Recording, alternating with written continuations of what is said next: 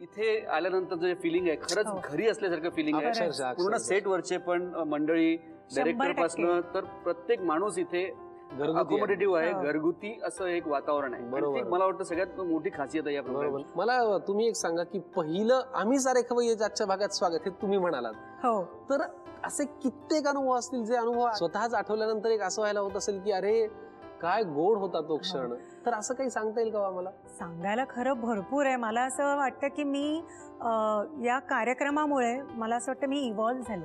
मी इतक्या लोकांना बघितलं आणि लोकांच्या मी घरात जायचे, अगदी स्वयंपाकघरात आपण शिरकाव करतो, तर त्याच्यामुळे माणसांची नाती पण आपण जवळून बघतो. तर मला माणूस खूप जवळून बघायला मिळाला. सो हे सगळ्या माणसांना भेटल्यामुळे मी शिकले आणि ते झी मराठीमुळे शिकले.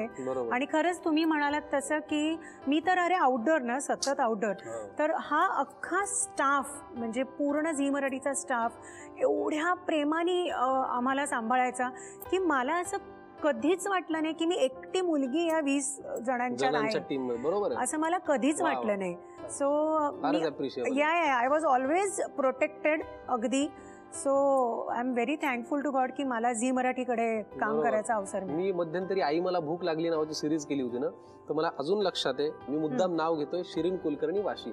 तर नातं कसं तयार होतं बघा, आई मला भूक लागली आणि त्या भागात मी त्यांच्याशी आई आई म्हणून संवाद साधला.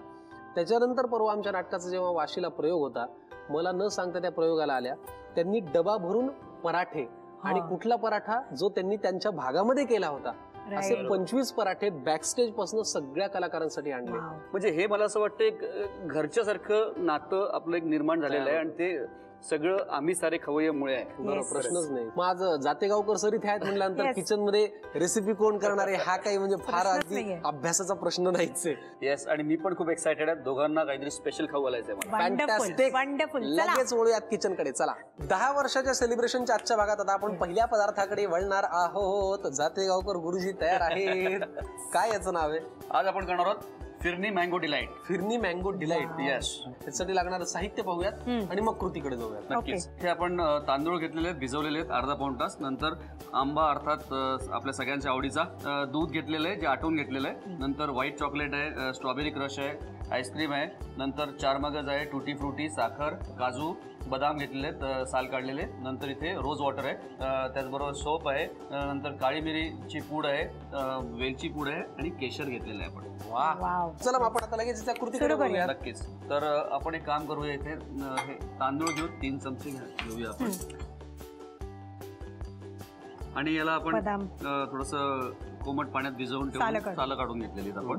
10-15 बदाम घेतलेले, थोडेसे काजू टाकूया आपण इथे, मगजच्या बिया टाकतोय थोड्याशा. आणि याच्यामध्ये आपण स्वीट बनवतोय पण याच्यामध्ये पण मी थोडी काळी मिरी वगैरे टाकणार आहे. कारण मला असं वाटतं की हा जो फ्लेवर हा देतोय मी या डिशला, तो थोडासा आपण थंडाईचा फ्लेवर आहे, बरोबर. त्यामुळे थोडंसं सोप आणि काळी मिरी पण यात टाकणार आहे मी.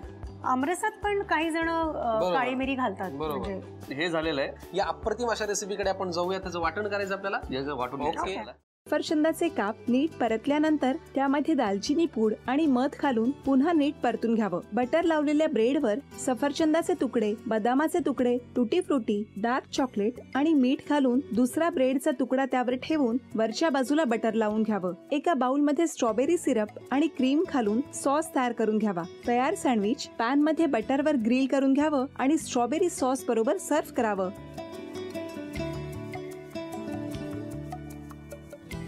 हे जेव्हा बोलत होते तेव्हा मी बघत होतो की या दोघांनी स्वतःचा संसार उभा केलाच, पण स्वतःच्या संसाराबरोबर अनेकांच्या आयुष्यात आनंद निर्माण केला. तो आनंद महत्त्वाचा. हसत राहा, आनंदी राहा असं म्हणत शुभेच्छा देऊया. आणि ही झी मराठीकडून भेटवस्तू डेव्हिड तुमच्यासाठी. अभिनंदन. आणि वहिनींना तथास्तू पुणे यांच्याकडून ही पैठणी. अभिनंदन.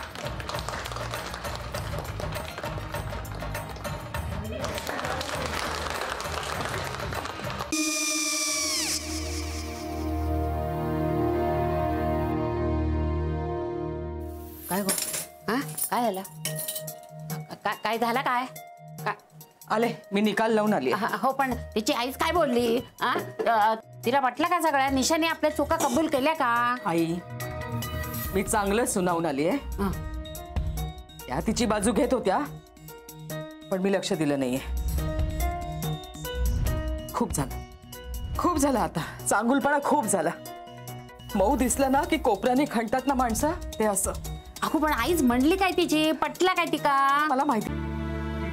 आई मी तुम्हाला नंतर फोन करते. हो आणि आई बाबा जे बोलले त्याचं वाईट नका वाटून घेऊ. सॉरी. सॉरी काय त्या?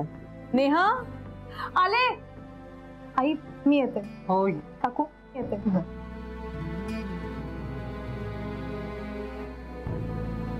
सावकाश जाग. हो हो. मग काय काकू, कधी उडवता लग्नाचा बार? बघूया.